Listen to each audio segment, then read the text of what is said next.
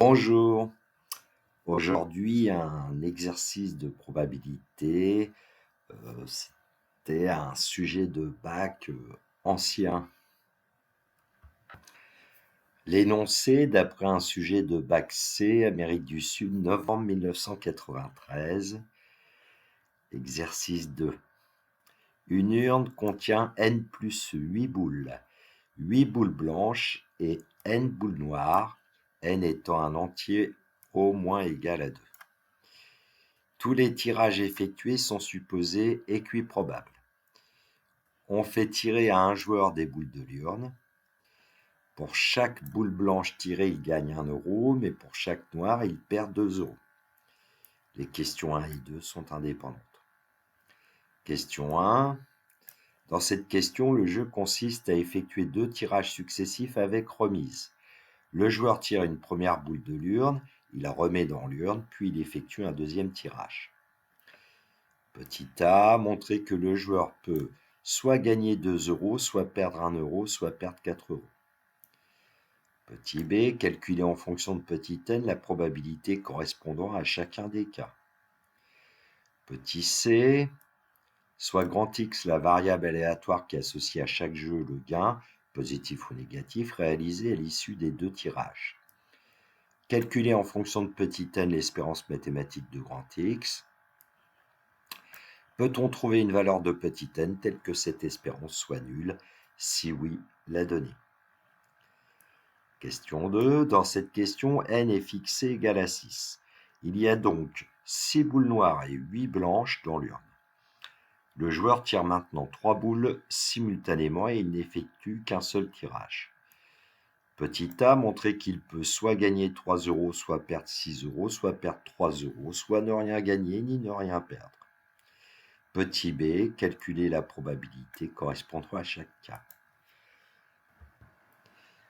Correction. 1a, montrer que le joueur peut soit gagner 2 euros, soit perdre 1 euro, soit perdre 4 euros. On rappelle que le jeu consiste à effectuer 2 tirages successifs avec remise. Le joueur tire une première boule de l'urne, il la remet dans l'urne, puis il effectue un deuxième tirage. Pour chaque boule blanche tirée, le joueur gagne 1 euro. Pour chaque boule noire tirée, le joueur perd 2 euros. Alors, je vais vous proposer 2 méthodes ici pour répondre à la question. Une première méthode où on rédige en français. Si le joueur tire 2 boules blanches, alors il gagne 2 fois 1 euro, donc il gagne 2 euros.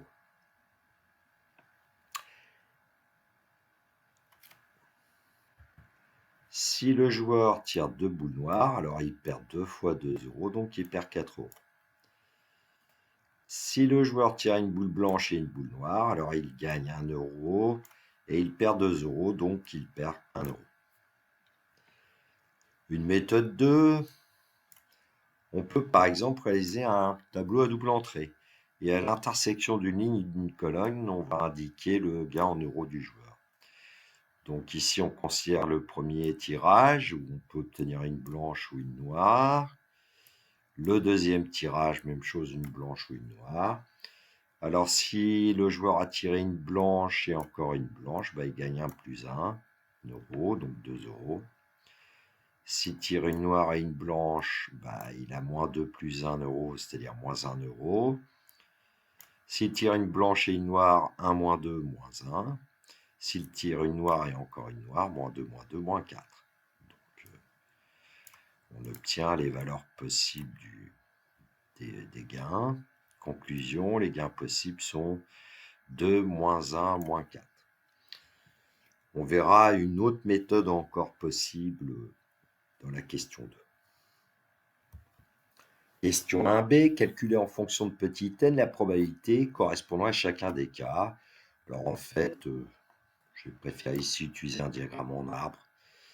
Donc j'ai considéré des événements. B1, le joueur tire une boule blanche au premier tirage. N1, le joueur tire une boule noire au premier tirage. B2, le joueur tire une boule blanche au second tirage. N2, le joueur tire une boule noire au second tirage. Voilà, donc on obtient l'arbre. Sur la branche B1, il y a 8 boules blanches parmi n plus 8 boules, donc la probabilité d'obtenir une blanche au premier tirage est 8 divisé par n plus 8. Et la probabilité d'obtenir une noire est donc à n sur n plus 8, puisqu'il y a une boule noire parmi n plus 8 boules. Et puis pour le deuxième tirage, en fait, les probabilités ne sont pas modifiées, puisque le tirage est effectué avec remise.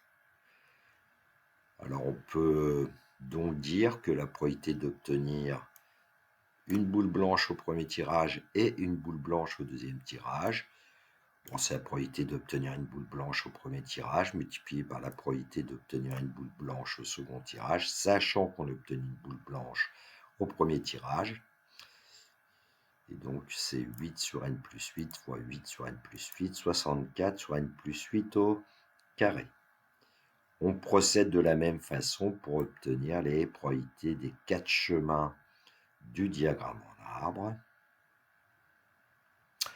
Probabilité de B1 inter N2, alors on va tout de suite dire que c'est le produit des probabilités marquées sur les branches, 8 sur n plus 8 multiplié par n sur n plus 8, ça donne 8n sur n plus 8 au carré. Pour la probabilité de N1 inter B2, on va trouver la même probabilité qu'avant, 8n sur n plus 8 au carré. La probabilité de N1 inter N2, on va trouver n au carré sur n plus 8 au carré.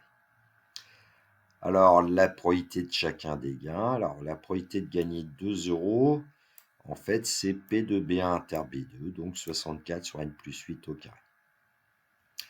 La probabilité de perdre 4 €, c'est en fait la probabilité d'obtenir 2 boules noires, la probabilité de N1 inter N2, n au carré sur n plus 8 au carré. Et la probabilité de perdre 1 € est égale à, en fait, P de B1 inter N2 plus P de N1 inter B2, c'est-à-dire 2 fois 8n sur n plus 8 au carré, c'est-à-dire 16n sur n plus 8 au carré. Alors, si on calcule la somme des trois probabilités ici, nous allons bien obtenir 1. 64 plus n carré plus 16n, n carré plus 16n plus 64, c'est bien n plus 8 au carré. Voilà. Question 1C, soit grand X la variable aléatoire qui associe à chaque jeu le gain positif ou négatif réalisé à l'issue des deux tirages.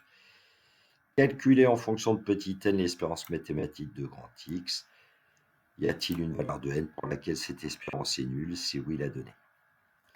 Alors, l'espérance de grand X, c'est moins 4 fois la probabilité que grand X égale moins 4, plus moins 1 multiplié par la probabilité que grand X égale moins 1, plus 2 multiplié par la probabilité que grand X égale 2. Alors, au lieu de présenter le calcul de X avec plein de calculs, j'ai préféré donner en fait un tableau avec la loi de probabilité de grand X. Et on sait que pour calculer l'espérance mathématique de grand X, on peut créer une ligne où on calcule la valeur possible du gain que j'ai appelé petit x multiplié par probabilité de grand X égale X. Moins 4 multiplié par n au carré sur n plus 8 au carré donne moins 4n carré sur n plus 8 au carré. Moins 1 multiplié par 16n sur n plus 8 au carré donne moins 16n sur n plus 8 au carré. 2 multiplié par 64 sur n plus 8 au carré donne 128 sur n plus 8 au carré. Et en calculant la somme de ces trois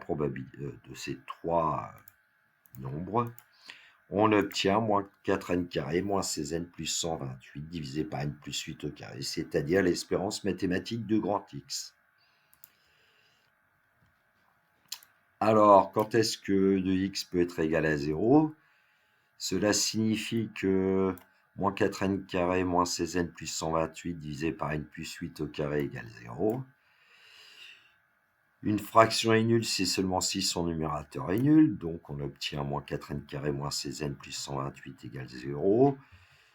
Et en fait, on peut se rendre compte que les trois coefficients, moins 4, moins 16 et 128, sont des multiples de 4.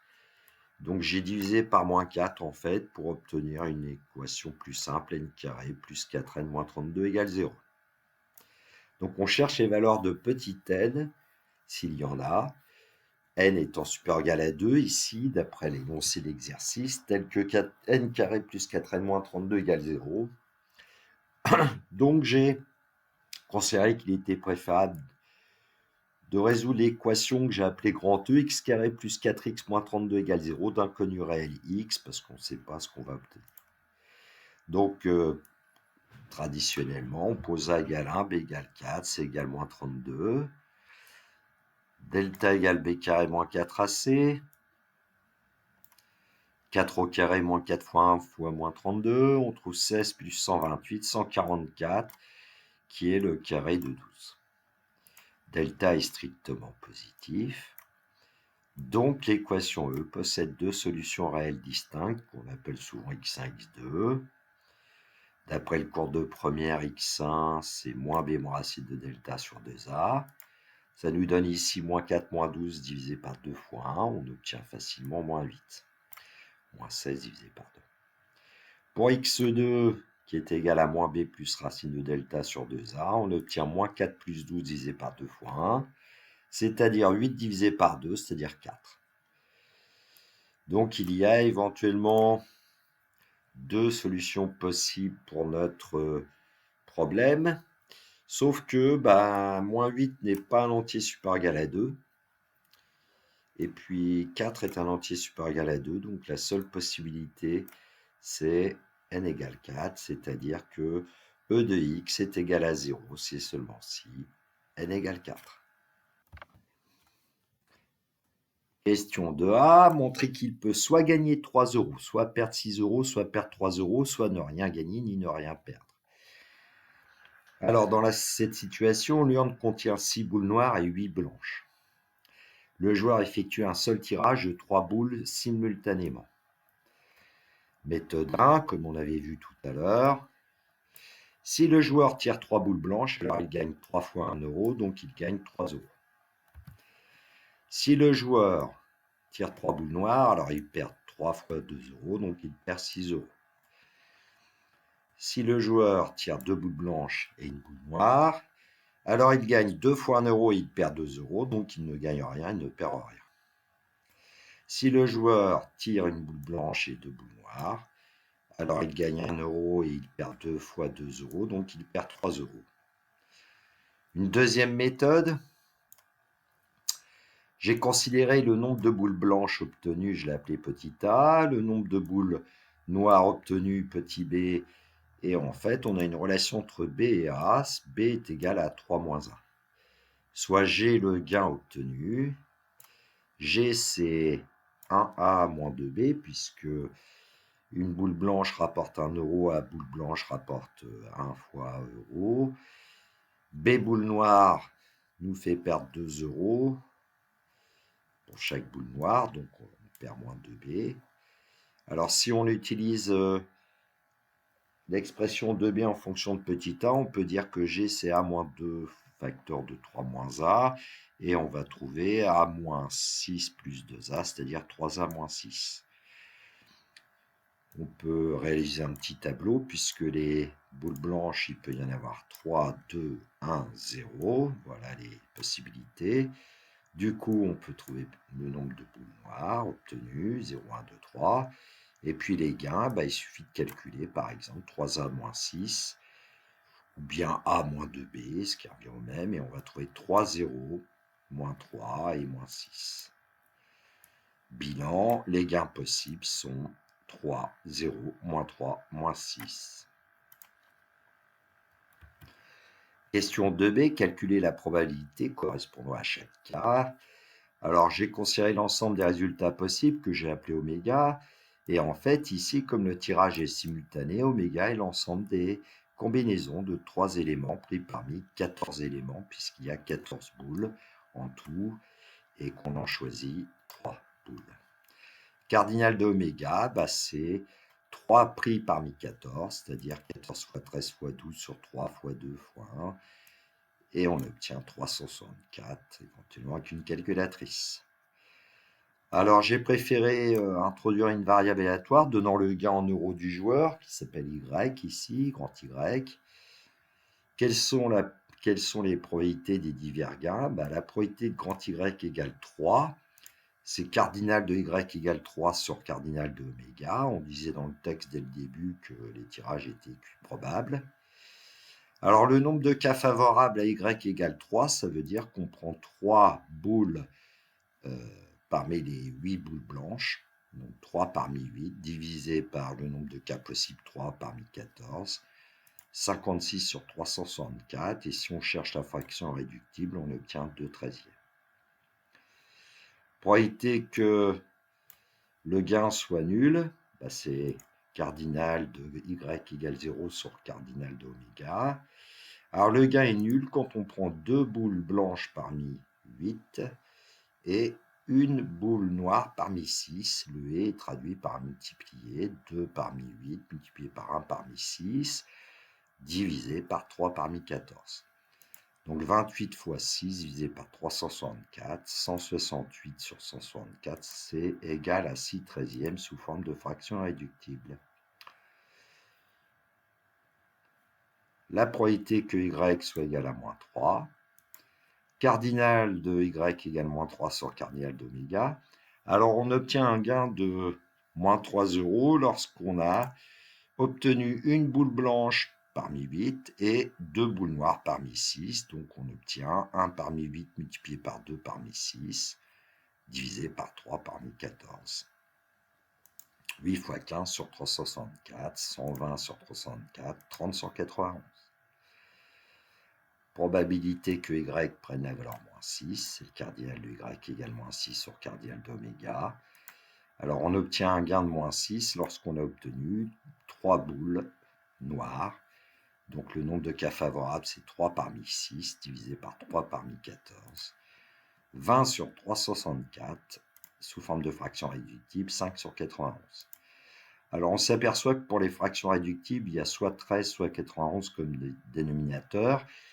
Comme 13 fois 7 est égal à 91, la loi de probabilité, j'ai préféré la donner avec des fractions où il y a comme dénominateur à chaque fois 91. On voit sans doute mieux ce qui se passe.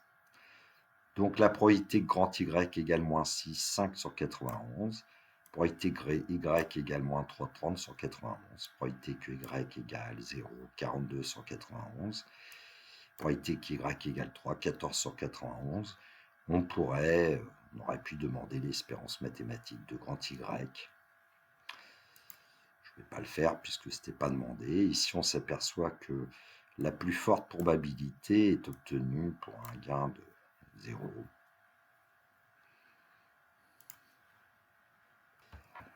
Voilà, la correction de cet exercice est terminée.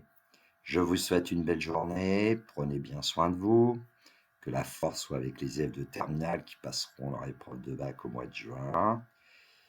Envoyez-moi un commentaire éventuellement si vous trouvez que ça en vaut la peine. Un pouce vers le haut si vous appréciez, un pouce vers le bas si vous n'appréciez pas. Au revoir.